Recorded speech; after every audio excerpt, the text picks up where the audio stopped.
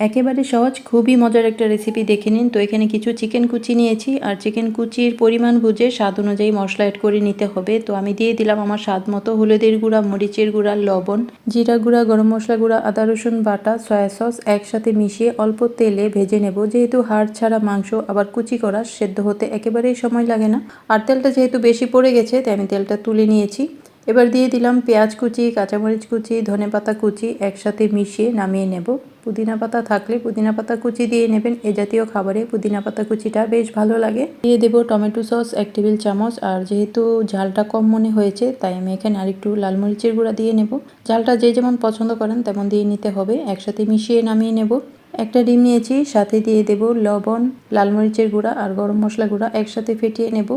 বানাচ্ছি হচ্ছে chicken egg roll. আর role বানানোর জন্য আলাদা করে আটা বা ময়দা গুলিয়ে নিতে হবে না। আমি সকালের রুটি বানিয়ে যে বেশি হয়েছিল, সেই রুটি দিয়ে এটা বানিয়ে নিচ্ছি। তো যে কোনোভাবে আটাটা গুলিয়ে নিলেই হবে, ঠান্ডা পানি বা গরম পানি দিয়ে যেভাবে খুশি বানিয়ে নিতে পারেন।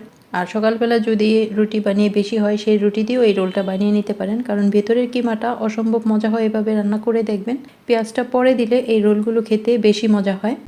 এভাবে একসাথে অনেকগুলো বানিয়ে ফ্রোজেন করেও রেখে দিতে পারেন বাচ্চাদের টিফিনের জন্য। তো আমি 3টা বানিয়েছি। এবার ডিমের মিশ্রণে ডুবিয়ে তারপরে ব্রেড ক্রামে গুঁড়িয়ে তেলে ভেজে নেব।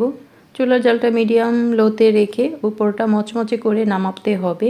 হাই হিটে ভাজলে উপরটা তাড়াতাড়ি লালচে হয়ে যাবে আর ভিতরে মচমচে হবে না। তো দেখুন কত সহজে খুবই মজার একটা রোল হয়ে গেল।